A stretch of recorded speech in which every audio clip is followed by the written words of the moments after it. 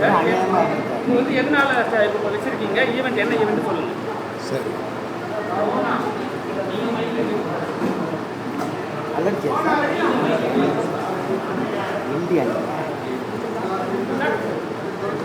அனைவருக்கும் என் வணக்கம்.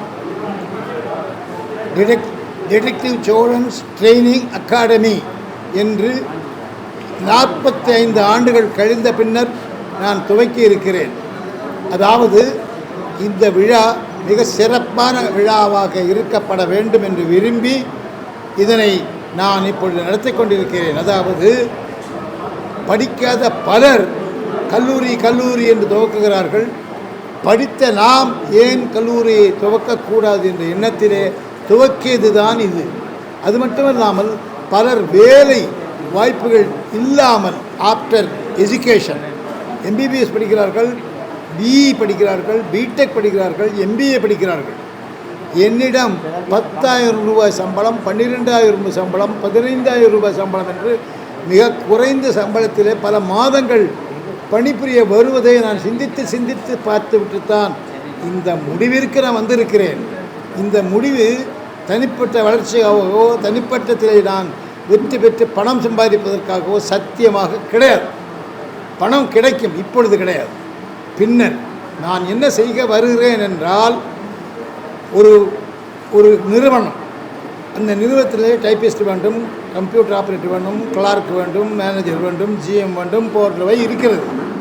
அவற்றை ஹிந்து, தினத்தந்தி போன்ற நாள் இதழ்களில் ஒளிபரப்பினால் அவர்கள் கிடைத்து விடுவார்கள். ஆனால் டிடெக்டிவ் வேண்டும் என்று யாரும் கேட்டதும் இல்லை, அனுப்பியதும் இல்லை. அவர்கள் யாரும் கிடையவும் கிடையாது. அப்படி இருக்கக்கூடாது என்ற ஒரு எண்ணத்தின் காரணமாக நான் இந்த துறையை சிறப்புடன் விளங்க வைக்க வேண்டும் என்று ஒரு கல்லூரியின் தலைவரை வேண்டி விரும்பி இங்கே வருமாறு கேட்டுக்கொள்வதற்கு இணங்க அவர் வந்திருப்பது கைத்தட்டங்கள். எனக்கு மகிழ்ச்சியான விஷயம். கை தட்டங்கள் என்றால் கை தட்டாமல் இருக்கவே வேண்டாம். ஏனென்றால் கல்லூரியின் முதல்வர் துப்பறியும் நிறுவனத்துக்கு வந்து அவர்கள் நன்றாக விளங்கி பெரிய லெவலில் வர வேண்டும் என்று விரும்பி வந்திருக்கிறார். அதேபோல் போலீஸ் அதிகாரி தாம்சன் அவர்களும் வந்திருக்கிறார்.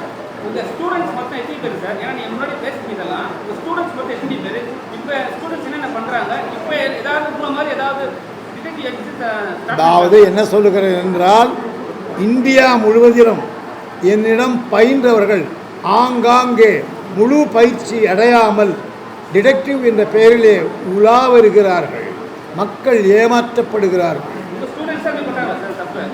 அதாவது என்னிடம் பயின்றவர்கள் ஸ்டூடெண்ட்ஸு, இந்த பாருங்க, நீங்கள் ஸ்டூடெண்ட்ஸு என்று நான் சொல்லாத காலங்களில் நீங்கள் இப்பொழுது தான் நான் ஸ்டூடெண்ட்ஸ் என்று கூறவில்லை, இளைஞர்கள் என்று தான் கூறுகிறேன். இளைஞர்களுக்கும் ஸ்டூடெண்ட்ஸுக்கும் வேறுபாடு இருக்கிறது. என் பெயரை மட்டுமல்ல, நீங்கள் என் மனைவி சரியில்லை கண்டுபிடித்து கொடுங்கள் என்றால் ஒழுங்காக மரியாதையாக கண்டுபிடித்து கொடுக்கப்பட வேண்டும். ஆனால் இவர்களுக்கு கண்டுபிடிக்கும் திறமை கிடையாது. காவல்துறையின் மீது பயம் இருக்கிறது. நம்மை அரெஸ்ட் செய்து விடுவார்களோ, என்னை துரத்துகிறார் என்றால், அதனால் அவர்கள் அதை விரும்பி செய்யாமல் இருவரிடம் பணம் பெற்றுக்கொண்டு ஏமாற்றி வருகிறார்கள். இது மிகப்பெரிய அயோக்கியத்தனமான செயல். அவை இந்தியா முழுவதும் இருக்கிறது. ஒரு 10 வருடத்துக்கு முன்னாடி 10-20 வருடத்துக்கு முன்னாடி டிடெக்டிவெல்லாம் போலீஸ் கொண்டாடினாங்க. ஏதாவது கேஸில் ஏதாவது இல்லைன்னா பிரச்சனைனா அவங்ககிட்ட தான் வருவாங்க. இப்போ ஏன் அவங்ககிட்ட வருது கிடையாது? நீங்கள் ஏன் மேக்ஸிமம் அவங்கள அப்ரோச் பண்ண? ஏன்னா இப்போ நீங்கள் பார்த்துருப்பீங்க, சுட்டு கொலை பண்ணுறாங்க. ஆக்சுவலாக என்ன சொல்கிறாங்கன்னா, அதை தற்கொலை சொல்ல மாட்டாங்க, கொலைன்னு சொல்ல மாட்டாங்க. என்ன சார் சொல்கிறாங்க? இந்த பாருங்க, நான் என்ன கேட்குறேன் புரியல சார். என்ன சொல்ல வராங்கன்னா, அந்த ரவுடியாக சுட்டு கொண்டுட்டோம், இது மாதிரி என்ன தாக்க வந்தாங்க. ஏன்னா உங்ககிட்ட வந்தாலே நீங்கள் கிளியர் பண்ணி கொடுத்துருவீங்க. ஏன் இப்போ வரது கிடையாது? அவங்க வர்றது கிடையாது, இல்லை வர்றாங்க. ஏன் இப்போ இருக்கிற டிஜிபி சைலேந்திர பாபு இவங்க எல்லாமே எனக்கு உதவி பண்ணியிருக்காங்க. நானும் அவங்களுக்கு உதவி பண்ணியிருக்கேன். பலரும் உதவி பண்ணிட்டு தான் இருக்காங்க. போலீஸ் வராமல் இல்லை. நாங்கள் அவர்களுக்கு சீக்கிரட்டாக பணி செய்கிறோம், சீக்கிரட்டாக பண்ணுறோம். அப்போதாவது என்ன ஆகுது என்றால், பல தவறுகள் செய்வதனால் பல தவறுகள் செய்து கொண்டிருப்பதனால் அவர்கள் வளர்கிறார்கள். அதாவது ஒன்றை சொல்லிக் கொள்கின்றேன். என்னிடம் ஒரு கம்பெனி, பெருங்காய கம்பெனி என்னிடம் வந்தது. என்னுடைய ப்ராடக்ட் நிறைய டூப்ளிகேட் இருக்கின்றன, கண்டுபிடித்து தாருங்கள் என்று வருகிறார்கள். பல மாதங்கள் அவரோடு டிஸ்கஸ் செய்துவிட்டு நான் அவற்றை கண்டுபிடிக்க முற்பட்டு 6 மாதங்கள் கண்டுபிடித்து விட்டேன். கண்டுபிடித்த பின்னர் அவர்களிடம் கையெழுப்பம் வாங்கிக் கொண்டு commissioner of police, deputy commissioner of police, assistant commissioner of police அவர்களுக்கெல்லாம் விளக்கி அன்றைய ஒரே இரவில் 45 போலி டிடெக்டிவ்களை கைது செய்ய வைத்தது. நான் மிகவும் உதவி செய்தது காவல்துறை. இப்போது இருக்கும் டிஜிபியாக இருக்கும் சங்கர் ஜெவால் அவர்கள் கமிஷனராக இருந்தபொழுது 100 போலீஸை அனுப்பி டிசிடி, ஐஜி, டிஐஜி அனைவருமே அனுப்பி 45 பேருக்கு மேலாக அரெஸ்ட் செய்தார். இந்த அரெஸ்ட் அடிக்கடி நடைபெற வேண்டும் என்று நமது தலைவர் ஸ்டாலின் அவரிடம் நான் மன்றாடி கேட்டுக்கொண்டே இருக்கிறேன். அதாவது ஒரு டிடெக்டிவ் துறை அதே நேரத்தில் இதை டூப்ளிகேட் நடந்து கொண்டிருக்கும் பொழுது அவற்றையெல்லாம் நிறுத்தப்பட வேண்டும் என்று அதற்கு தனி வாரியத்தை அமைக்க வேண்டும் என்று கேட்டேன். உங்களை சொல்லிக் கொள்கிறேன், நீங்கள் போட்டிருக்கும் சட்டை டூப்ளிகேட், வைத்திருக்கும் பேனா டூப்ளிகேட், வைத்திருக்கும் கண்ணாடி டூப்ளிகேட், இப்படி இருக்கும் நிலை உங்களுக்கும் தெரியும். நீங்கள் வாங்குகிறீர்கள். காரணம், அந்த கடைக்காரர் உங்களிடம் இது குறைந்த விலை என்று விற்று விடுகிறார். அந்த நிலை மாற்றப்பட வேண்டும். அதற்காகத்தான் நாங்கள் போராடுகிறோம். ஒரு விஷயம் பாருங்க, தமிழ்நாட்டில் எல்லா இடத்துலையும் வந்து சொல்றாங்க போலி என்கவுண்டர்ன்றாங்க. நீங்க டிடெக்டிவா வந்து எப்படி பாக்குறீங்க? போலி, அதாவது அவர்கள் கொலை செய்து விடுகிறார்கள், அதை போலி என்கவுண்டர் என்று தான் சொல்லப்பட வேண்டும். கொல்லப்படவிட்டால் அவர்கள் கைது செய்யப்படுவார்கள். அவர்களே கைது செய்யப்பட்டு விட்டால் நாட்டில் காவல்துறையின் பெயர் கெட்டுவிடும். ஒரு பள்ளியிலே ஒரு ஹெட் மாஸ்டர் கீழ் பணிபுரியும் ஒருவர் தவறாக நடந்து கொண்டால் பெண்களிடம் என்றால் அந்த கல்லூரி அவரை பற்றிய செய்திகள் வெளிவிடவே வெளியாது. ஏனென்றால் கல்லூரி நிர்வாகத்தின் பெயர் கெட்டுவிடும் என்ற ஒரு காரணத்தினால் அவர் மறைக்கப்பட்டு விடுவார். அதனால் என்கரேஜ் செய்யப்படுவதாக அர்த்தமல்ல. அதுபோன்று தான் பல விதங்களும் நடைபெற்று வருவதை ஒழித்து விட வேண்டும் என்று குலத்துங்கள் பாடுபட்டு வருகின்றனர்.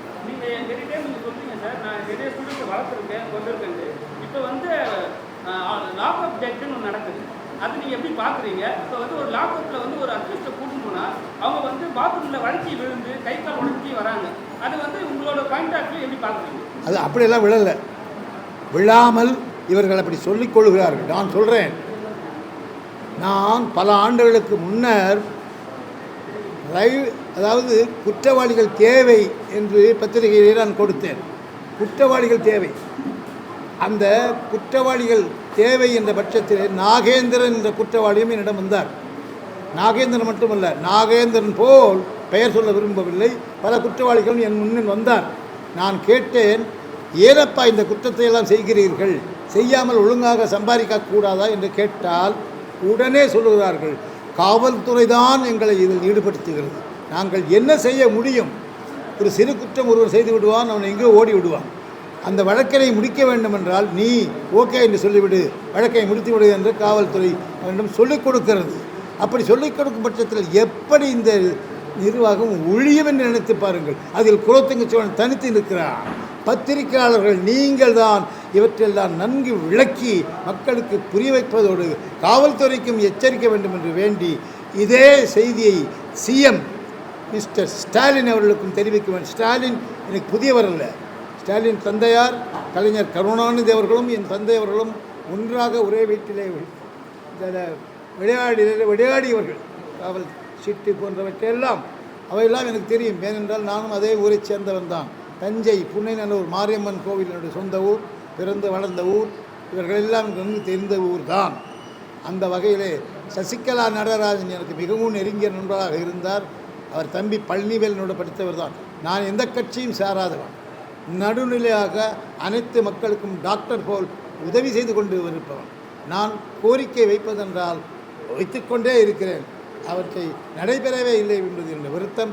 இந்த ப்ரெஸ் மீட்டிலே இந்த வருத்தத்தை தீர்க்குமாறு தாழ்மையுடன் கேட்டுக்கொள்கின்றேன். நீங்கள் வந்து அந்த டிடெக்டிவ்ல இருக்கீங்க, கண்டிப்பாக உங்களுக்கு யாராவது அப்ரோச் பண்ணியிருப்பாங்க, இல்லை உங்கள் ஃப்ரெண்ட் சர்க்கிள் யாராவது சொல்லியிருப்பாங்க. இது எப்படி நடக்குது சார் இதெல்லாம்? ரஜினிகாந்தே என் கிளைண்ட். இல்லை கிளைண்ட் ஓகே, இது அப்ரோச் பண்ணும்போது இப்போ சார் ரஜினிகாந்த் கிளைண்ட்டு அவங்க ஐஸ்வர்யா தனுஷ் இருக்காங்களே, இப்போ ஐஸ்வர்யா ரஜினிகாந்த் ஆகிட்டாங்க, அதை பற்றி ஏதாவது? இதில் நான் என்ன சொல்லணும்னு விரும்புகிறீங்க, அதாவது டைவர்ஸை பற்றி ஒன்று டைவர்ஸ்ன்றது சினிமாவில் ஏன் அவ்வளோ சகஜமாக போகுதுன்னா யாரும் சரியில்லை. அப்போ டைவர்ஸ் வந்து ஆட்டோமேட்டிக்காக வரும். இப்போ சாதாரண குடும்பங்களில் வந்து ஒரு பெண்ணை வெரிஃபை பண்ணுறோம், பையனை வெரிஃபை பண்ணுறோம், கல்யாணம் பண்ணிடுறோம். ஸோ நல்ல பொண்ணு தான் இது இருக்கிறோம், பையன் நல்ல பையன் தானோன்னு கல்யாணம் நடக்குது, சிறப்பாக குடும்பம் நடத்துகிறாங்க. ஆனால் அந்த நடப்பு அங்கே இல்லை. ஒரு சினிமாக்காரர் நடிகர் என்றால் அவருக்கு தெரியும், நடிகை என்றால் அவரை தெரியும். நடிகை என்றால் இப்படித்தான் இருக்க வேண்டும் என்ற ஒரு நியதி வரலாறு இருக்கிறது. யாராலும் அதை ஒடிக்க முடியவில்லை, முறிக்க முடியவில்லை. ஏனென்றால் அது நிகழ்ந்து கொண்டே வருகிறது. அந்த காலத்தில் PU சின்னப்பா அவர்கள் போன்றவர்களெல்லாம் எப்படி எடுத்தார்கள்? அண்ணாதுரை கூறினார், பானுமதி படிதாண்ட பத்தினியும் அல்ல, நான் சிறந்த குற்றம் தந்த முனிவனும் அல்லன்னார். ஆனால் இதே அண்ணாதுரை இருந்திருந்தால் அவர் என்ன பதில் கூறுவார் என்று தெரியுமா? ஆம், நான் கூறியது உண்மை, பானுமதி படி தாண்டவில்லை என்று தான் கூறினேன். நான் முனிவன் என்று தான், முனிவன் முல்லை, நான் ஒரு பெரிய அதிகாரி என்று தான் கூறினேன். இதில் எதுவுமே நான் தப்பாக கூறவில்லை என்று தப்பிப்பதோல் வார்த்தைகள் வருகின்றன, புரிந்து கொள்ளுங்கள். நான் போக மாட்டேன், நான் சத்தியத்துக்கு கட்டுப்பட்டவன். இந்த ப்ரெஸ் மீட் இதில் நீ அடிக்கடி ப்ரெஸ் மீட்டில் வைப்பவன் அல்ல. எல்லாருமே பிரபலங்கள் வந்து டைவர்ஸ் பண்ணும்போது ஒரு விஷயம் நடக்குதுல்ல, பொலிட்டிக்கலும் சரி, சினிமா சைட்லையும் சரி, ஆன்லைன்லையும் சரி, ஏதாவது ஒரு விஷயம் பேசிட்டே இருக்காங்க. சரி, உங்களுக்கு ரீசன் தெரியும், சரி நான் தான் நடந்திருக்கோன்ட்டு, நீ ஏன் மக்கள் ஏன் வந்து தேவையில்லாத யோசனை வச்சுட்டே இருக்காங்க? அதை பற்றி உங்களுக்கு இதை பாருங்கள், இது வந்து வழக்கம் மாதிரி போயிட்டு இருக்கிற நிலைமையை நீங்கள் எப்படி மாற்றணும்னு நீங்கள் நினைக்கிறீங்க? இது முடியாது. அதாவது காலங்காலமாக நடக்குது. நான் சொல்கிறது சின்னப்பா, அந்த காலத்துலேருந்து என்ன நடக்குதோ அதை நான் சொல்கிறேன். அதனால் இதை வந்து நீங்கள் மாற்ற முடியாதுங்க. இன்றைக்கி உங்களையும் மாற்ற முடியாது. நீங்கள் உங்கள் பர்சனல் கேரக்டர் யாருன்னு நான் கண்டுபிடிச்சேன்னா நீங்கள் என் பக்கத்துலேயே வர மாட்டீங்க. அந்த மாதிரி நான் இப்போ இந்த மீட்டிங்கில் வேறு பேசணுன்னா நீங்கள் வேறு மாதிரி பத்திரிகைகள் எழுதிடுவீங்க. அந்த பயம் எனக்கு இருக்குது.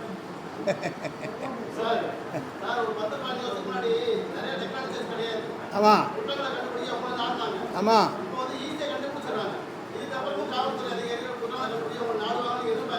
ஈஸியாக ஒன்றும் கண்டுபிடிக்க முடியாதுங்க. குற்றங்கள் வந்து அவ்வளோ எளிதல் கிடையாது. அவ்வளோ பெரிய அறிவாளிகள் தான் குற்றங்கள் செய்கிறான். அதனால தான் ஒரு காலத்தில் கிரிமினல்ஸ் வாண்டட் நான் கால்ஃபார் பண்ணேன். அதனால் அது வந்து யாராலையும் கண்டுபிடிக்க முடியாது. ஆனால் போலீஸுக்கு இருக்கிற பவர், அவன் என்ன நினைக்கிறான் சொல்கிறத கேட்கணும் அப்படின்னு நினைக்கிறாங்க. கேட்காட்டி அவனை அரெஸ்ட் பண்ணுறாங்க, பொய்யான வழக்கு போட்டு அரெஸ்ட் பண்ணுறாங்க. அப்போ அவன் பாதிக்கப்படுறான், அதுக்கு பயந்துக்கிட்டு அவன் கட்டுப்படுறான். அதுதான் நாகேந்திரன் பண்ண வேலை.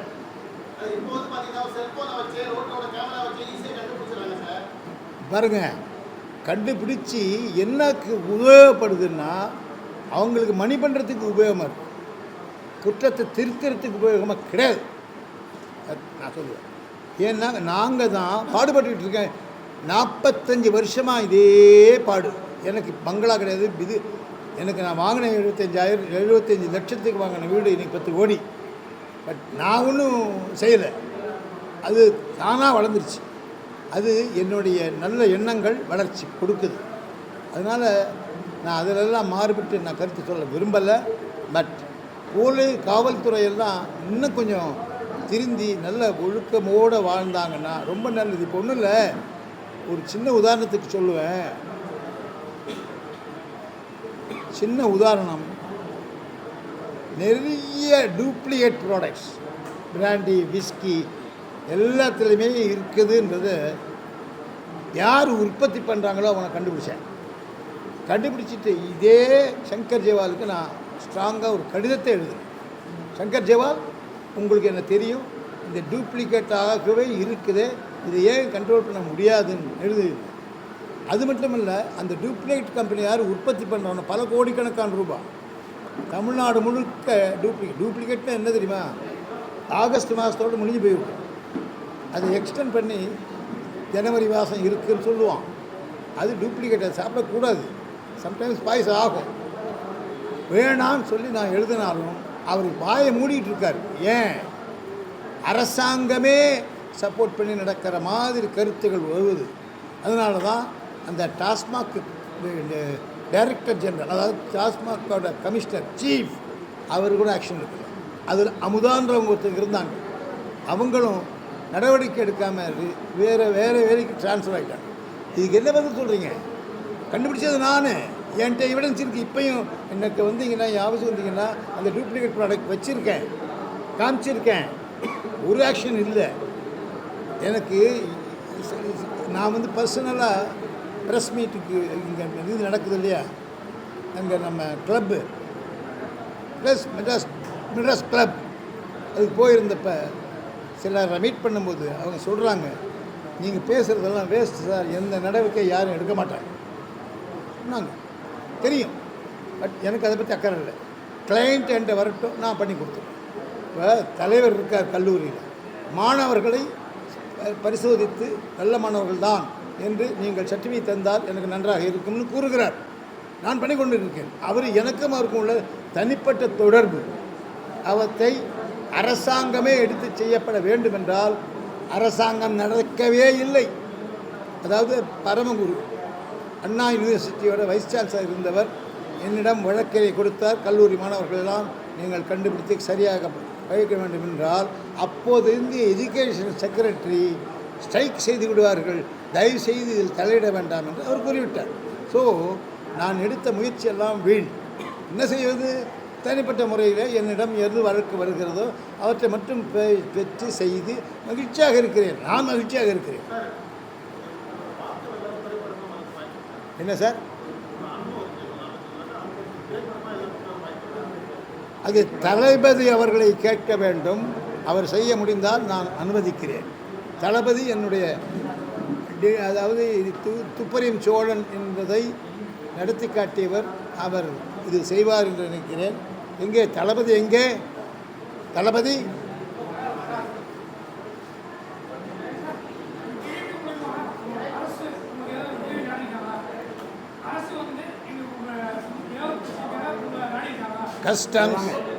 Customs, central excise, all government departments எல்லாம் என்னை பயன்படுத்தி இருக்கிறார்கள். அனைத்தும் ரகசியம். கஸ்டம்ஸிலே கோபிநாத் என்பவர் இருந்தார், கலெக்டர். அவருக்கும் எனக்கும் ரகசிய பெயர் என்ன தெரியுமா? விஷ்ணு. நான் ஃபோனிலே விஷ்ணு பேசுகிறேன் என்றால் யாராவது எடுத்தாலும் விஷ்ணு பேசுகிறார் என்று சொல்லும்பொழுது அவர் பின்னர் அவர் வந்து என்னிடம் நானும் விஷ்ணு தான் பேசுகிறேன்னு வருவார். இப்படி எங்களுக்கெல்லாம் சங்கேத மொழியிலே பல வேலைகள் அரசாங்கத்திற்கு செய்திருக்கிறோம், இன்றும் செய்து வருகிறோம். இன்னும் உண்மை சொல்ல வேண்டும் என்றால் இன்கம் டேக்ஸ் கமிஷனர் நம்பர் 1 என்னிடம் அணுகி பொலிட்டிக்கல் லீடர், தலைவராக இருந்தவர்கள், சிறப்பாக இருந்தவர்களை கண்டுபிடித்து கொடுக்குமாறு செய்து இந்த பணியினை நான் முடித்து கொடுத்தேன். யார் என்பதை இப்பொழுது நான் சொல்ல விரும்பவில்லை. முதலமைச்சர் கேடரிலே இருந்தவர்கள், அவ்வளவுதான் சொல்வேன்.